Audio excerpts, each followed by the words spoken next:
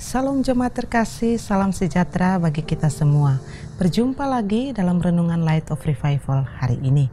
Kita akan belajar firman Tuhan bersama di dalam Injil Lukas pasal 14 ayat 26 dan 27. Demikian bunyi firman Tuhan. Jikalau seorang datang kepadaku dan ia tidak membenci bapaknya, ibunya, istrinya, anak-anaknya, saudara-saudaranya laki-laki atau perempuan, bahkan nyawanya sendiri, ia tidak dapat menjadi muridku. Barang siapa tidak memikul salibnya dan mengikut aku, ia tidak dapat menjadi muridku. Mana yang utama?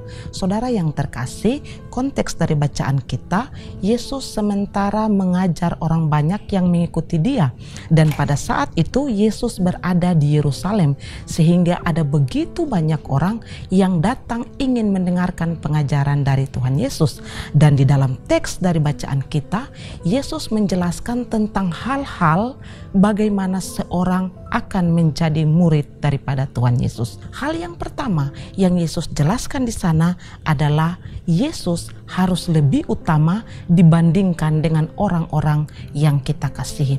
Di ayat 26 dikatakan, jika seorang datang kepadaku dan ia tidak membenci bapaknya, ibunya, istrinya, anak-anaknya, saudara-saudaranya laki-laki dan perempuan. Jadi di sini Yesus mengatakan kalau ada orang yang mau mengikut dia tapi tidak membenci orang tuanya, saudara-saudaranya. Kata membenci di sini kita tidak boleh maknai hurufiah, artinya bahwa benar-benar Yesus mau supaya kita membenci orang tua kita, keluarga kita ketika kita mengikut dia. Maksud dari Tuhan Yesus di sini dalam ayat ini adalah ketika kita menjadi muridnya, Yesus haruslah yang utama di dalam hidup kita dan bukan orang-orang yang kita kasihi. Itu yang dimaksudkan oleh Tuhan Yesus. Mengapa demikian?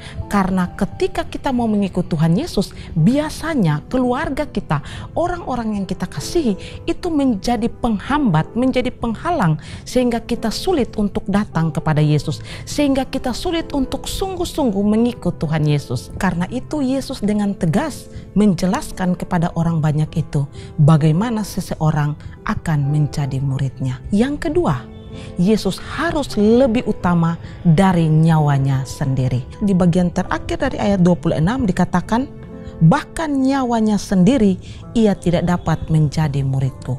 Jadi yang Yesus tuntut bukan sekedar kita mengutamakan Yesus dibandingkan orang-orang yang kita kasihi, tetapi kita harus mengutamakan Yesus lebih daripada nyawa kita sendiri. Yesus harus lebih utama dibandingkan dengan nyawa orang tersebut. Dan hal yang terakhir yang Yesus ajarkan di ayat yang ke-27, Yesus mau supaya ketika kita menjadi murid Kristus, kita harus siap menderita.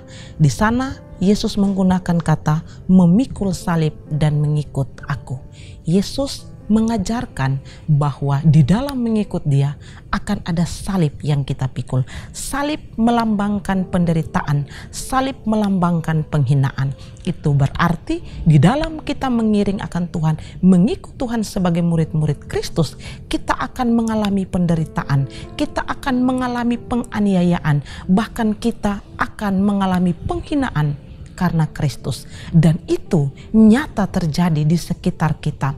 Fakta sejarah membuktikan itu, bahwa ada banyak orang Kristen yang sungguh-sungguh mengikut Tuhan. Mereka mengalami penderitaan yang begitu luar biasa karena nama Yesus. Karena itu saudara terkasih, jadilah orang Kristen yang punya prioritas, di mana Kristus harus yang utama di dalam hidup ini. Biarlah firman Tuhan memberkati kita di sepanjang hari ini. Mari kita berdoa. Tuhan, terima kasih untuk firman-Mu. Kami belajar ya Tuhan, bahwa di dalam mengiring akan Tuhan sebagai orang percaya, ada hal-hal yang dituntut dari Tuhan yang utama yang harus kami lakukan. Tolong kami Tuhan, mampukan kami. Di dalam nama Tuhan Yesus kami bersyukur. Amin. Saudara terkasih, saya terus mengajak kita untuk menjadikan firman Tuhan sebagai pelita dan terang di sepanjang hidup kita. Tuhan Yesus memberkati.